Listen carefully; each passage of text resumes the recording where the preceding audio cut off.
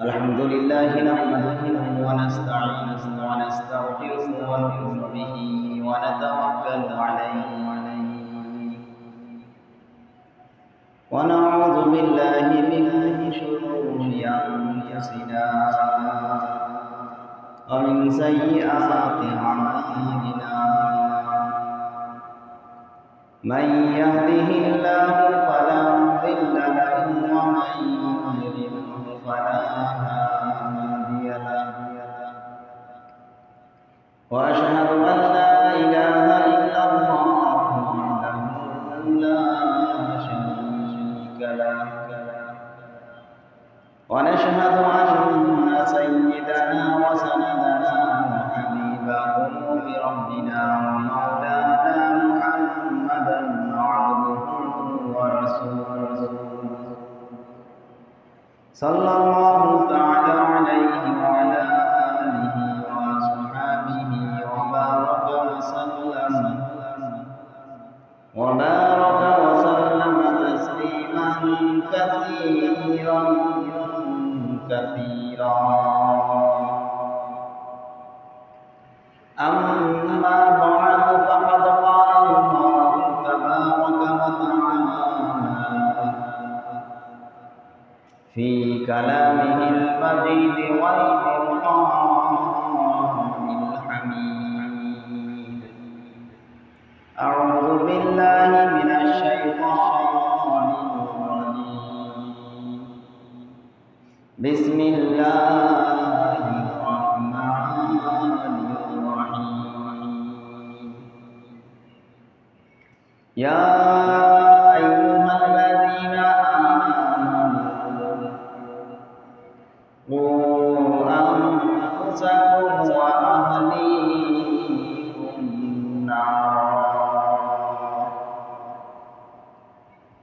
وقال رسول الله صلى الله عليه وسلم كلكم راع وكلكم مسؤول عن رعيته أقام كل شاعر خدمة ما ضرب دركم صبح شمس তাকে বাসি দর্দ আলম নেকে নাম খেদমতে মা দরবে দরকুম ইখতিয়ার তাকে বাসি দর্দ আলম বখতিয়ার قال تعالى إن الله ملائكته يصلون على النبي يا أيها الذين آمنوا صلوا عليه وسلموا تسليما اللهم صل على سيدنا ونبينا وشفيعنا وحبيبنا ومولانا محمد صلى الله عليه وعلى آله وصحبه وبارك وسلم الحمد لله আল্লাহ রাব্বুল আলামিনের দরবারে লাখ কোটি শুকর যে মহান সুবহানাহু ওয়া তাআলা আমাদেরকে দুনিয়ার অগণিত মানুষের মধ্য থেকে সকল বিপদ আপদ কাজ কর্ম থেকে পানাহ করে আল্লাহ রাব্বুল আলামিন আমাদেরকে ভালোবেসে মহব্বত করে তার গোলামীর জন্য প্রতি জুমার ন্যায় আজও তার ঘর মসজিদে আসার ও বসার তৌফিক দান করেছেন এজন্য অন্তর থেকে কালিমাতুশ শুকর আদায় করি আলহামদুলিল্লাহ আল্লাহ রাব্বুল আলামিন যাদেরকে ভালোবাসেন মহব্বত করেন তার গোলামীর জন্য কবুল করেন কোনো না কোনোভাবেই তাকে তার গোলামীর জন্য কবুল করবেন হেদায়েতের পথ তার জন্য সহজ করে দিবেন আল্লাহ যাকে চায় সে তো অবশ্যই আল্লাহর গোলামি করার তৌফিক প্রাপ্ত হতে পারে। তবে বান্দার পদক্ষেপ থাকতে হবে। আল্লাহ চাইলে যে কাউকে ঈমান দান করে তার গোলামির জন্য কবুল করতে পারে।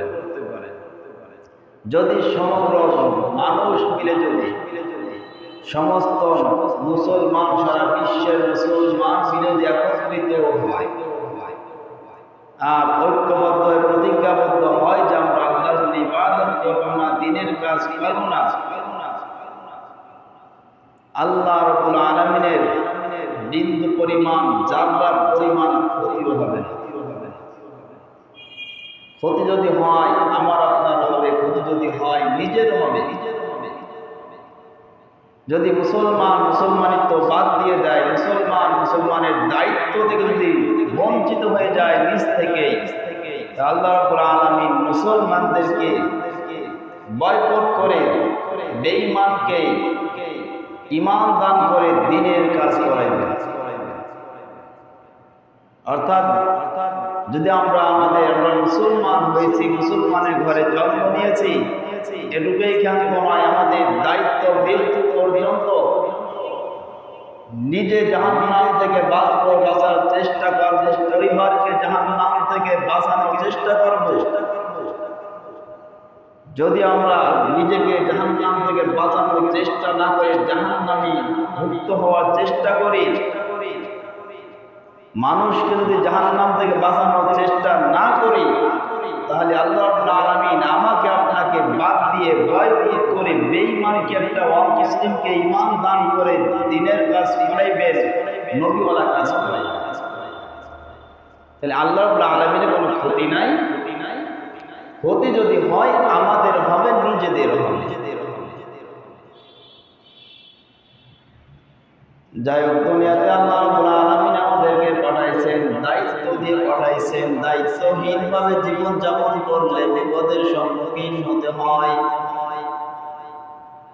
প্রতিটা মানুষের জন্য দায়িত্ব রয়েছে, প্রতিটা পদক্ষেপে তার দায়িত্ব রয়েছে। এই দায়িত্ব পদে পদে পালন করতে হবে। দায়িত্ব যদি পালন করতে পারি, তাহলে আল্লাহ রাব্বুল আলামিনের সন্তুষ্টি অর্জন করা সম্ভব। দায়িত্ব যদি পালন করতে ব্যর্থ হয়, দায়িত্ব থেকে যদি বঞ্চিত হয়ে যায়, তাহলে আল্লাহ রাব্বুল আলামিনের তো কোনো ক্ষতি হবে না। ক্ষতি যদি হয়ে থাকে নিজেই হবে, নিজেই জাহান্নামে হয়ে যাব। এই যে আমরা দুনিয়াতে আসছি, যদি নামাজ, রোজা, হজ, যাকাত বড় বড় কয়টি কাজ করলাম, বাকিগুলো কাজ করলাম না। অর্থাৎ আমি আমার নিজের আমল করলাম, নিজেকে কিভাবে জাহান্নাম থেকে বাঁচাবো সর্বদা সেই ফিকির করলাম, আল্লাহর হুকুম পালন করলাম। আজান হলে মসজিদে চলে যাব, সময় রমজান মাসে রমজানের রোজা রাখবো, যাকাতের সময় হলে যাকাত দেব, হজের সময় হজ পালন করব। আমি আমার জাহান্নাম থেকে বাঁচানোর জন্য, নিজেকে জাহান্নাম থেকে বাঁচানোর জন্য আল্লাহর হুকুম পদে পদে পালন করি। শুধু নিজের আমল করি, এটার মধ্যেও কিন্তু নয়, শেষ নয়। শুধু নামাজ, রোজা, হজ, যাকাত, মিথ্যা না বলা, জুলুম না করা, দায়িত্ব পদে পদে মুসলমানের প্রতিটা পদক্ষেপে আল্লাহ রাব্বুল আলামিনের হুকুম পালন করতে হবে। এই যে আমরা দুনিয়াতে আসছি, আমাদের আল্লাহর হুকুম পালন করা। আল্লাহ রাব্বুল আলামিন আমাদেরকে যে নিয়ামত হিসেবে, আমানত হিসেবে সন্তান দান করেন। কাউকে সন্তান দান করেন, কাউকে ছেলে সন্তান দান করেন, কাউকে ছেলে মেয়ে উভয় সন্তান দান করেন। আবার যাকে ইচ্ছা হয় না কোন সন্তান দান করেন না। যাকে সন্তান দান করলেন, এই সন্তানের প্রতিও পিতামাতার বিতরণ রয়েছে। বলা হয় সন্তানের প্রতি কত পিতামাতা কত মহব্বত করে। ছোটবেলা বাচ্চা যখন বিছানার মধ্যে পেশাব পায়খানা করে বিছানা নষ্ট করে দেয়, পিতামাতা ওই সন্তানকে নাবালক বাচ্চা, তার মুখের কোনো ভাষা নাই, কান্না ছাড়া কোনো ভাষা নাই, শুধু তার মুখের ভাষা হচ্ছে কান্না। ক্ষুধা লাগলো বলতে পারে না, আমার পেটে ক্ষুধা লাগছে। পেশাব পায়খানা আসলেও বলতে পারে না আমার পেশাব পায়খানা আসছে। ভাষা শুধু একটা, কান্না। মায়ের মনে, বাপ মায়ের মনে আল্লাহ রাব্বুল আলামিন একটা মহব্বত পয়দা করে দেন, কান্না শুনে বুঝতে পারেন আমার সন্তানের খিদা পেয়েছে, আমার সন্তান কি পেশাব পায়খানা করবে, কি জরুরত, সেটা অটোমেটিক মনের মধ্যে আল্লাহ রাব্বুল আলামিন এটা উদয় করে দেয়। দেখা যায় সন্তানেরকে কত মহব্বত করি, ভালোবাসি, কিন্তু এটার তো মহব্বত ওই সর্বক্ষেত্রে প্রতিটা পদক্ষেপে সন্তানকে মহব্বত করতে হবে ওইভাবে যেইভাবে মহব্বত করার জন্য আল্লাহ রাসূল আমাদেরকে শিক্ষা দিয়েছে। যেইভাবে শিক্ষা দিয়েছেন ওইভাবে মহব্বত করতে হবে। যদি আমি আমার সন্তানকে লালন পালন করি আল্লাহ রাসূলের সুন্নাত অনুযায়ী আল্লাহর হুকুম পালনের জন্য, যদি আমি সেইভাবে লালন পালন করতে পারি, এই সন্তান হবে আমার জন্য ঢাল স্বরূপ। যেমন বিপদ থেকে, শত্রু থেকে বাঁচার জন্য ঢালের প্রয়োজন হয়। বৃদ্ধকালে যখন দুর্বল হয়ে যায়, শক্তিহীন হয়ে পড়ে, তখন যদি সন্তান পাশে থাকে, তার শারীরিক শক্তি নাই, হাতের শক্তি, পায়ের শক্তি না থাকার সত্ত্বেও তার মনোবল পূর্বের ন্যায় থাকে।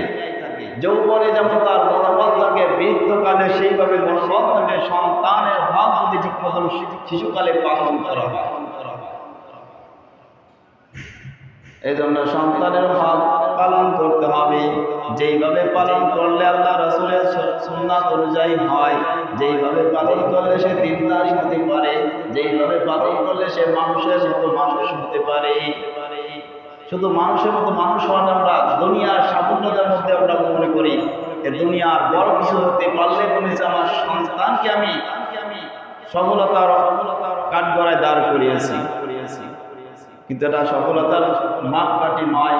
সফলতার মাপ করতে আমি আমার সন্তানকে কোরআন কিতাবের শিক্ষা দিতে পারি, দিনদারি বানাইতে পারি, তাহলে বুঝতে হবে আমি আমার সন্তানকে সফলতার কাঠগড়ায়, সফলতার স্তরে পৌঁছতে পেরেছি। হযরত ওমর রাদিয়াল্লাহু তাআলা আনহুর জামানায় এক পিতা তার সন্তানকে নিয়ে আল্লাহর গোলাম খলিফাতুল মুসলিমিন ওমর রাদিয়াল্লাহু তাআলা আনহু দরবারে সন্তানেরকে নিয়ে অভিযোগ পেশ করছে। খলিফার কাছে অভিযোগ করছে সন্তানের বিরুদ্ধে পিতার অভিযোগ। অভিযোগটা কি? যে আমিরুল মুমিনিন আমার সন্তান আমার কথা শুনে না, আমার সন্তান অবাধ্য, যেটা বলি তার উল্টা চলে। এই অভিযোগ আমিরুল মুমিনিন হযরত ওমর রাদিয়াল্লাহু তাআলা আনহুর দরবারে পেশ করছে। হযরত ওমর রাদিয়াল্লাহু তাআলা আনহু সন্তানকে জিজ্ঞাসা করলেন, তোমার বাবা তোমার বিরুদ্ধে যে অভিযোগটি পেশ করেছে এটা কি সত্য কি মিথ্যা? তুমি এটাকে স্বীকার করছো কেউ না স্বীকার করো? সন্তান সাথে সাথে ওমর রাদিয়াল্লাহু তাআলা আনহুকে উল্টা প্রশ্ন করল যে হে খলিফা, আমার বাবা আমার বিরুদ্ধে আপনার দরবারে অভিযোগ পেশ করেছে, তাহলে আপনি বলুন শুধু সন্তান পিতামাতার হক আদায় করবে, শুধু কি এটা সন্তানের জন্য কি পিতামাতার কিছু করণীয় আছে কিনা? সন্তানে আমার বিরুদ্ধে আমার বাবা যে অভিযোগ পেশ করবে, এটার আগে আপনি আগে এটা উত্তর দিন যে সন্তানের জন্য পিতামাতার করণীয় আছে কিনা। এবার হযরত ওমর রাদিয়াল্লাহু তাআলা আনহু ওই বাচ্চাকে বলল, অবশ্যই সন্তানের জন্য পিতামাতার করণীয় রয়েছে, বিশেষ করে 3টা করণীয় দায়িত্ব রয়েছে। এই 3টা যদি দায়িত্ব পালন করতে পারে, এই 3টা দায়িত্ব যদি পিতামাতা পালন করতে পারে, তাহলে পিতামাতার দায়িত্ব মুক্ত হয়ে যাবে, পিতামাতা দায়িত্ব মুক্ত হয়ে যাবে। বলছে 1 নম্বরে হচ্ছে সন্তানকে একটা ভালো মায়ের মা পুরস্কার দেওয়া, ভালো মা দেওয়া, কারণ ভালো মায়ের পেটে ভালো মায়ের সন্তান তৈরি হয়। যেমন ফ্যাক্টরি তেমন পণ্য। বীজ যদি ভালো হয় গাছটা ভালো হয়, মা যদি ভালো হয় সন্তান ভালো হবে, মা যদি খারাপ হয় সন্তান খারাপ হবে, এটাই স্বাভাবিক।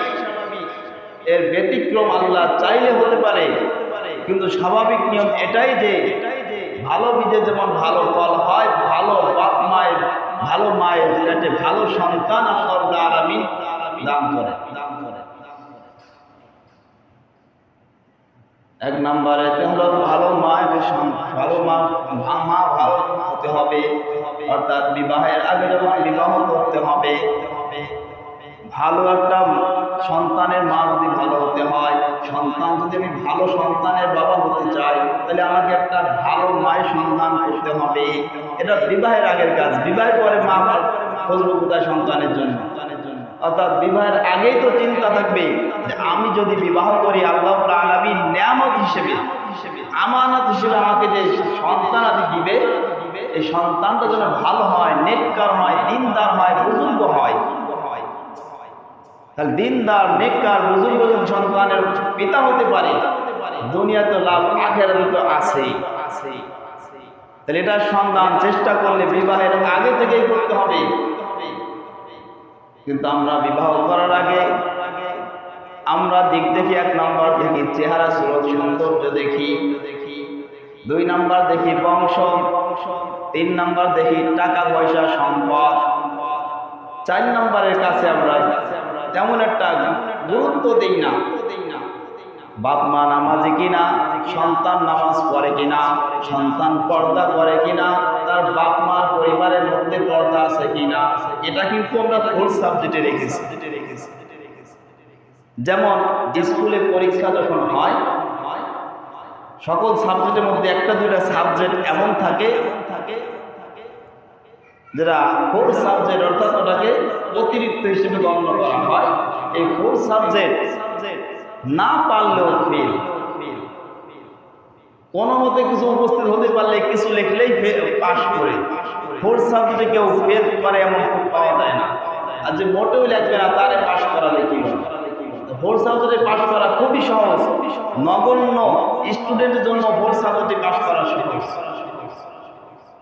কিন্তু আমরা যেটাকে মূলে দেখার দরকার, যেটাকে প্রথমে আনা দরকার, সেটাকে আমরা প্রাধান্য না দিয়ে একেবারে পিছনে ফেলে রেখেছি। অর্থাৎ দিনদারি, পরহেজগারি, এটাকে আমরা বিবাহের সময় পাত্রী যখন খোঁজ করি, এই চিন্তা মাথার মধ্যে থাকে না। মাথার মধ্যে 3টা বিষয় ঘুরপাক খায়। কন্যা সুন্দরী হতে হবে, বংশ ভালো হতে হবে, সম্পদশালী ঘরে হলে আরো ভালো। এই 3টা আমরা বেশি মনে করি। সৌন্দর্য, চেহারা সৌন্দর্য, বংশমর্যাদা এবং টাকা পয়সা। 4 নম্বর যেটা শরীয়তে বলছে সব থেকে প্রাধান্য যেটা পাবে, যে বিষয়টা প্রাধান্য হবে সেটা হচ্ছে দিনদারি, পরহেজগারি। তো এটা আমাদের মধ্যে সব থেকে কম। দিনদারি হতে হবে। দিনদারি দেখে যদি আমি বিবাহ করি, তাহলে আমার সন্তানের হবে ভালো সন্তান, ভালো সন্তানকে একটা ভালো মা দান করতে পারবো। যেমন হযরত ওমর রাদিয়াল্লাহু তাআলা আনহু যখন খলিফাতুল মুসলিমিন দায়িত্বরত ছিলেন, খেলাফতের দায়িত্ব, যেমন বলা হয় প্রেসিডেন্ট বলা হয় ইংরেজিতে, আরবিতে কি বলে? খলিফা, প্রতিনিধি।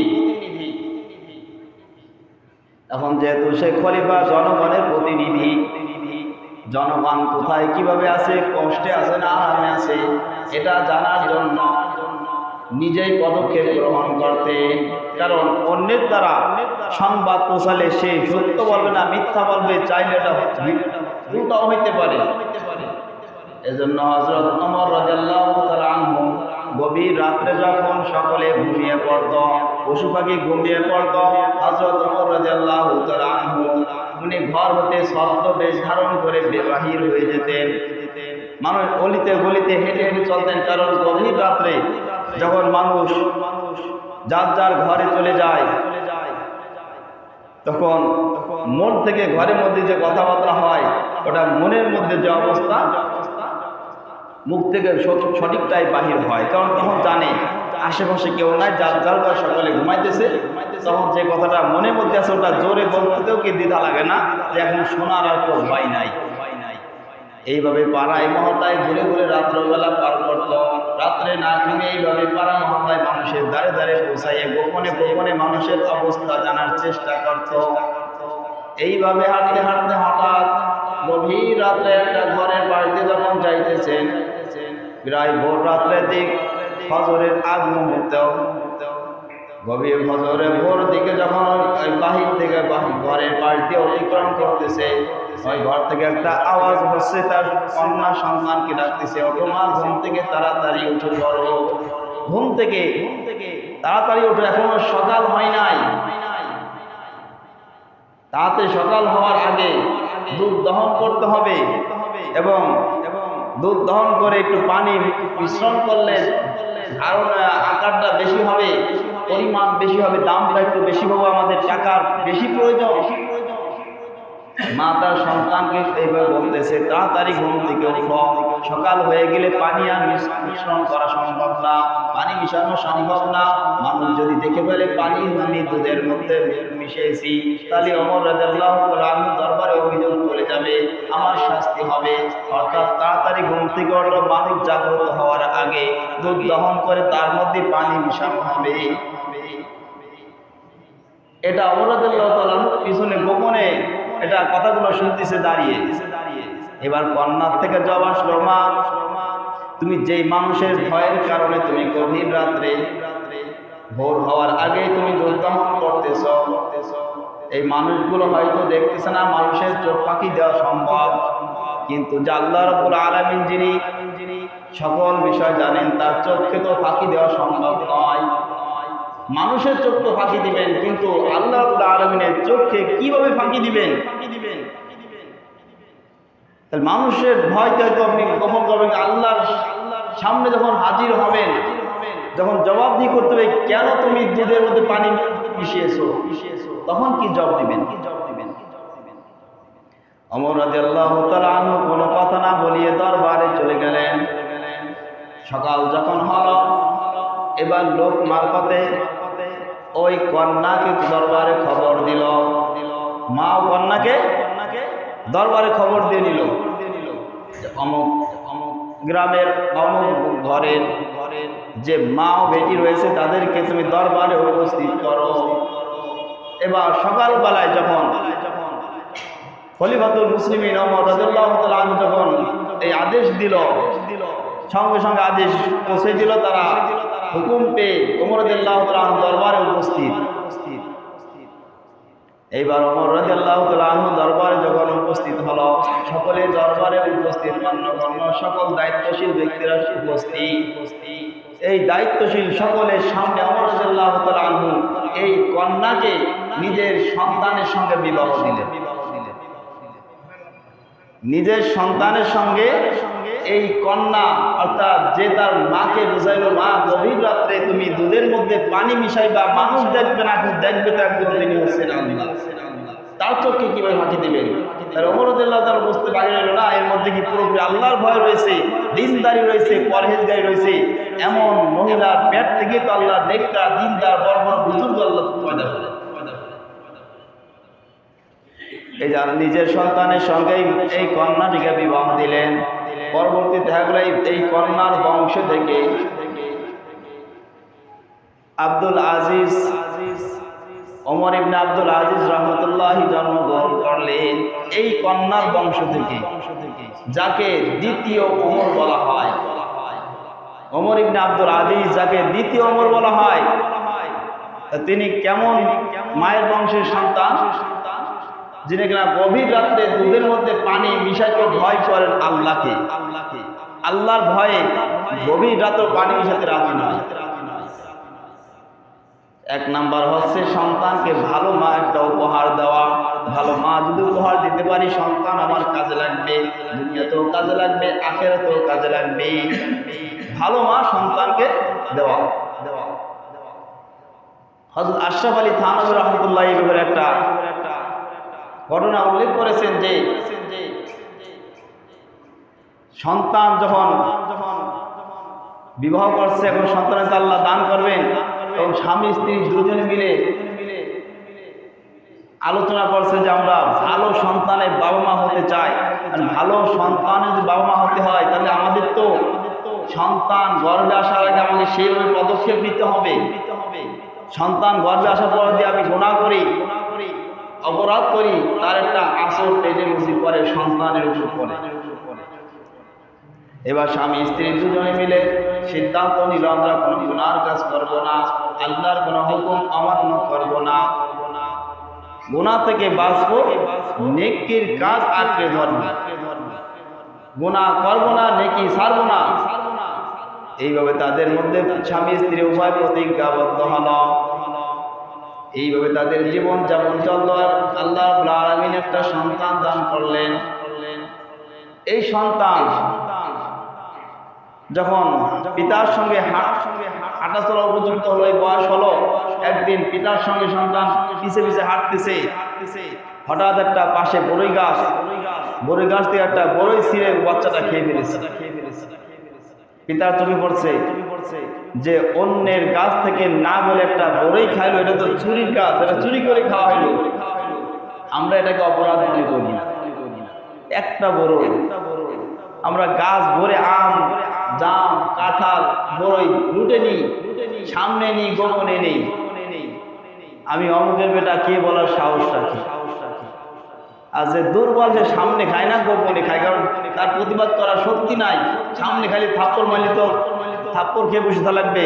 এজন্য যার শক্তি কম, দুর্বল, সে খায় গোপনে। আর যার শক্তি, সে সবল, ভয় পায় না, কারো পরোয়া করে না, সে খায় ডাইরেক্ট মানুষের সামনে। যখন একটা বড়ই খাইলো, বাবার মনে চিন্তা আসলো, আমরা দুইজনে মিলে এত প্রতিজ্ঞাবদ্ধ হলাম যে একটা গুনাহ করবো না, তাহলে কেন সন্তানের মধ্যে এমন অপরাধী চিন্তা আসলো? সন্তান কেন অপরাধ করলো? এইবার চিন্তা করলো তার স্ত্রীর কাছে জিজ্ঞাসা করতে হবে সন্তান পেটে থাকা অবস্থায় সে কোনো গুনার মধ্যে লিপ্ত হয়েছে কিনা। এবার বাসায় গিয়ে স্ত্রীকে বলল, ঘটনা খুলে বলল যে আমরা দুজনে এত চেষ্টা করলাম যে আমাদের সন্তান যেন গুনাহমুক্ত জীবনযাপন করতে পারে, কোনো গুনার মধ্যে লিপ্ত না হয়, এমন নেককার সন্তানের বাবা মা হওয়ার জন্য আমরা প্রতিজ্ঞাবদ্ধ হয়েছিলাম। কিন্তু আজকে তো তা আলামত পাইলাম না। আমার সঙ্গে চলতে পথের ধারে একটা বড়ই গাছ পাইলো, না বলে একটা বড়ই ছিঁড়ে খেয়ে ফেলেছে। তুমি কি পেটে থাকা অবস্থায় এমন কোনো গুনাহ করেছো? এমন কোনো অন্যের জিনিস না বলে খেয়েছো? স্ত্রী তখন অনেক চিন্তা করে হঠাৎ তার স্মরণ আসলো, ওই বাচ্চা যখন পেটে ছিল, পেটে থাকা অবস্থায় পাশের বাড়ির একজন বড়ই গাছ থেকে একটা বড়ই না বলে খেয়েছিল। একটা বড়ই পেটে থাকা অবস্থায় একটা বড়ই খেয়েছে। আসলে বললো অনেকে একটা বড়ই যদি বলা হয় যে তোমার কাছে একটা বড়ই খেয়ে ফেলেছি, তার মানে কোনো মানুষ বলবে না যে আমার দাম দাও, মূল্য দাও, এমন বলবে না, এই যুগে বলবে না। যদি না বলে তাহলে দাবি থেকেই যায়। যদি দাবিটা যদি ছাড়াই নেয় তাও তো মুক্ত হইল। তখন চিন্তা করলো তুমি পেটে থাকা অবস্থায় একটা বড়ই না খাওয়ার কারণে আর সন্তানের মধ্যে সেই অপরাধটা আচরণ করেছি। পেটে বসে পেটে ছিল, তখন কোনো ক্ষমতা ছিল না, কিন্তু আস্তে আস্তে বড় হয়েছে, সেই আসরটা তার মধ্যে আস্তে আস্তে বিস্তার লাভ করেছে। সন্তান পেটে থাকা অবস্থায় বাপ মা যদি কোনো গুনাহ করে, সে গুনার আসর ওই সন্তানের ভবিষ্যতে যে পড়ে, ওই সন্তানের উপর আসর হয়। দেখা যায় আস্তে আস্তে যখন বড় হয় তার মধ্যে ওই অপরাধটা প্রসার করতে থাকে।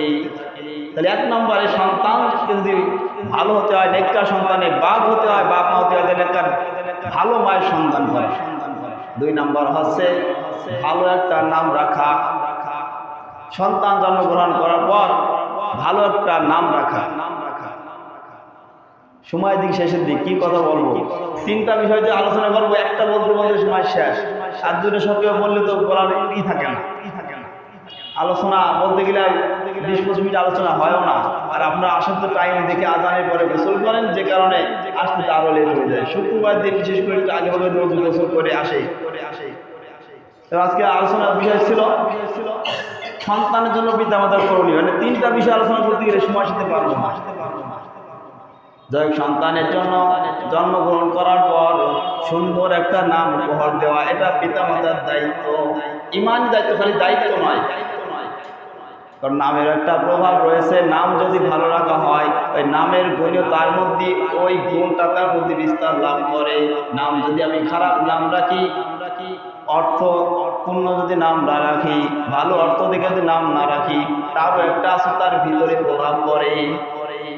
অর্থাৎ আমি যদি আমার সন্তানের নাম দিনদার বুজুর্গদের সঙ্গে মিলিয়ে রাখি, কোনো আলেমের নামের সঙ্গে, একটা হক্কানি আলেমদের নামের সঙ্গে মিলাই রাখি, সাহাবীদের নামের সঙ্গে মিলাই রাখি, এইভাবে সুন্দর সুন্দর নামগুলো রাখি, তাহলে দেখা যায় তার ভিতরে ওই স্বভাবটা হওয়াটাই স্বাভাবিক হতে পারে। হবে নিশ্চিত না, কিন্তু দায়িত্ব, আমার দায়িত্ব যে তার সুন্দর একটা নাম রাখা। আর পিতামাতা এটা হওয়ার কারণে আমার উপরে দায়িত্ব, দাদার উপর না, নানার উপরে দায়িত্ব নয়, দায়িত্ব পিতামাতার উপরে। যদি তারা জীবিত থাকে, যদি তারা ওয়ারিশ, তারা তার অভিভাবক, যদি পিতা মারা যায় জন্মের আগে, তার যে অভিভাবক হয় তার উপরে নাম রাখাটা কি সুন্দর নাম রাখা তার এটা দায়িত্ব। কারণ না, ভালো নাম রাখলে তার মধ্যে ভালো আসর হওয়াটাই স্বাভাবিক, ভালো আসর হবে এটাই আশা করা যায়। যেমন আল্লাহ রাসূল সাল্লাল্লাহু আলাইহি ওয়াসাল্লাম দুনিয়ার থেকে যখন বিদায় নিলেন, দুনিয়ার যখন বিদায় নিলেন, তখন এই দায়িত্ব পালন, আল্লাহ রাসূল দায়িত্ব পালন করছে, খিলাফতের দায়িত্ব পালন করছেন। এখন এই দায়িত্ব কে পালন করবে? বিভিন্ন আলোচনা, অনেক আলোচনা, সাহাবীদের মধ্যে আলোচনা সাপেক্ষে দেখা গেল ইঙ্গিত আকারে আল্লাহ রাসূলের যে বিভিন্ন আকারে যে ইঙ্গিত দেওয়া গেছে, বিভিন্ন দিক আলোচনা করে দেখা গেল আল্লাহ রাসূলের যে ইঙ্গিতটা পরে হযরত আবু বকর রাদিয়াল্লাহু তাআলা আনহু, এরা সাহাবীরা আলোচনা করে দেখলো তাকে দেওয়ার প্রাধান্য, যেহেতু আল্লাহ রাসূল জীবিত অবস্থায় কিছু কাজের পদক্ষেপ রয়েছে যেগুলোর ইঙ্গিত বহন করে আবু বকর রাদিয়াল্লাহু তাআলা আনহু। সাহাবীরা পরামর্শ করে আবু বকর রাদিয়াল্লাহু তাআলা আনহু খিলাফতের দায়িত্ব তাকে দেওয়া হলো। কিন্তু এখানে দায়িত্ব দেওয়ার পর একদল বিরোধিতা শুরু করলো যে আল্লাহ রাসূল যখন মারা গেছেন, আবু বকর রাদিয়াল্লাহু তাআলা আনহু কেন এই দায়িত্ব পালন করবেন? এই দায়িত্ব পাওয়ার যোগ্য একমাত্র আল্লাহ রাসূলের পরিবার, তার বংশের লোক হযরত আলী রাদিয়াল্লাহু আনহু। এই নিয়ে বিরোধিতা শুরু করলো, অনেক দিনের আলোচনা। ওদিকে যেতে গেলে আর সামনে আগাইতে পারবো না, সব সময় বলে দেব। আলী রাদিয়াল্লাহু তাআলা আনহু কে যারা অতিরিক্ত মহব্বত করত, তারা দাবি করলো আল্লাহ রাসূলের ওফাতের পর যে খলিফার খিলাফতের দায়িত্ব হবে আলী রাদিয়াল্লাহু তাআলা আনহু পাবে। কিন্তু সাহাবীরা সকলে মিলে আলোচনা করে যখন আবু বকরকে দিল, তারা আবু বকরের বিরুদ্ধে চলন শুরু করলো। এরপর আবু বকর রাদিয়াল্লাহু তাআলা আনহু যখন দুনিয়া থেকে বিদায় নিলেন, এরপরে আবার আলোচনা করে দেখা গেল কে হওয়ার যোগ্য, কে আলোচনা করে দেখা গেল ওমর রাদিয়াল্লাহু তাআলা আনহু দ্বিতীয় খলিফা হইল। এটা নিয়েও কি যারা হযরত আলী রাদিয়াল্লাহু তাআলা আনহু যারা অতি ভক্ত ছিল, যারা শিয়া মুসলিম যাকে বলা হয়, এরা এটা নিয়েও বিরুদ্ধে চলন করলো যে আল্লাহ রাসূল মারা যাওয়ার পরে বললাম যে আলী রাদিয়াল্লাহু তাআলা আনহু খলিফার দায়িত্ব পালন করবেন, কিন্তু কেউ মানল না, দিল আবু বকর রাদিয়াল্লাহু তাআলা আনহুকে। দিনার মৃত্যুর পরও দাবি করলো আলী রাদিয়াল্লাহু তাআলা আনহুর জন্য, কিন্তু এটাও মানলো না, দিল ওমর রাদিয়াল্লাহু তাআলা আনহু।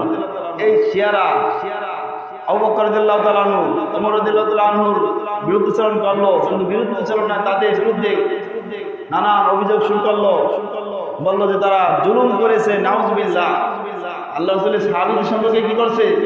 অভিযোগ পেশ করেছে তারা জুলুম করে আল্লাহর বংশের, আল্লাহ রাসূলের বংশের লোকদেরকে বাদ দিয়ে নিজেরা খলিফার দায়িত্ব পালন করেছে, এটা জুলুম করা হয়েছে।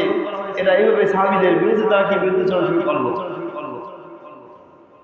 শুধু এত বিরুদ্ধ প্রচারণ করে সে ক্ষান্ত হয় নাই, এতটা অপছন্দ করছে আবু বকর ওমর রাদিয়াল্লাহু তাআলা আনহুকে, এত ঘৃণা করত যে ঘৃণার কারণে নিজেরা যে পশু পালন করত, এই পশুর নাম আবু বকর রেখেছে, ওমর রেখেছে।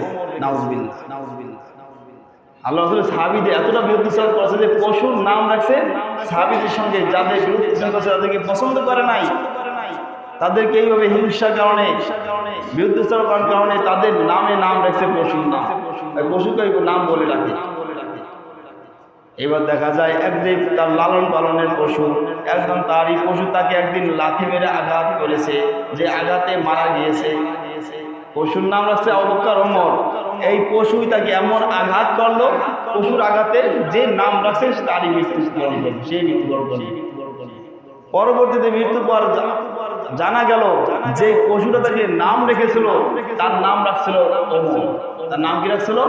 ওমর। আর ওমরের মিজাজ তো খুব কড়া ছিল, সকলে জানা আছে। কেমন কড়া? আল্লাহ রাসূল সাল্লাল্লাহু মুসলমান হিন্দুর মধ্যে বিচার হয়েছে, বিচার নিয়েছে, আল্লাহ রাসূলের কাছে আসছে। আল্লাহ রাসূল হিন্দু থেকে মুসলমান থেকে দুজনের জবান শুনে একটা ফয়সালা দিছে, ফয়সালা চলে গেছে হিন্দুর দিকে, মানে অমুসলিম যে তার দিকে ফয়সালা চলে গেছে। কারণ আল্লাহ রাসূল তো জুলুম করবে না, যেটা হক যেটা সঠিক সেটাই ফয়সালা দিবে। এবার মুসলমান ব্যক্তি মানলো না যে আমি মুসলমান, সে একটা অমুসলিম, আমার পক্ষে রায় নিয়ে যে অমুসলিম পক্ষে রায় দিল, এটা মানি না, যাই আল্লাহ রাসূলের বিচার মানলাম না, ওমরের কাছে যাই। এবার ওমরের কাছে বলে যে ওমর, আমি আল্লাহ রাসূলের কাছে বিচার নিয়ে গেছিলাম, কিন্তু আল্লাহ রাসূল ওই অমুসলিম লোকটার ব্যাপারে রায় দিল আর আমার বিরুদ্ধে রায় দিল। তাই কয় তুমি বিচার মানো নাই, এটা তোমার বিচার মনসঙ্গত হয় না? কয় না, তাই জন্য অপেক্ষা করো, আমি আসতেছি। কোনো কথা নাই, ঘরের মধ্যে গিয়ে তলোয়ার এনে এক কবিতার কল্লাটা আলাদা করে দিচ্ছে। আল্লাহ রাসূলের বিচার পছন্দ হয় না, আমার কাছে এসে দ্বিতীয় বিচার খানি বিচারের জন্য সাথে সাথে কল্লাটা ফেলে দিচ্ছে। এমন কড়া মেজাজের লোক ছিল। দেখা গেল যে পশুর নাম ছিল ওমর, ওই পশু তাকে আঘাত করে তাকে মেরে ফেলেছে। তার নামের একটা কি প্রভাব রয়েছে না? মানুষের মধ্যে আর পশুর মধ্যে কি নাম রাখলে নামের একটা প্রভাব পড়ে, এটা পড়াই স্বাভাবিক। তাহলে এক নাম্বার হচ্ছে ভালো মা সন্তান, ভালো একটা মা দান করা, সন্তানকে ভালো একটা মা দান করা। 2 নাম্বার সন্তানের ভালো অর্থ থেকে একটা নাম রাখা। 3 নাম্বার কোরআন কিতাব শিক্ষা দেওয়া। এরা বিষয়ে আলোচনা করার সময় নাই, অন্য বিষয়টা আলোচনা করবো। আলোচনা করতে গেলে 1টা বাজে গেলে সময় শেষ হবে না। আল্লাহ রাব্বুল আলামিন আমাদের সকলকে সেগুলো আমরা তৌফিক দান করুক। এখন কিছু কথা বলবো যে আজকে হাজি সাহেব আসে নাই, কালকে গতকাল বলে গেছে।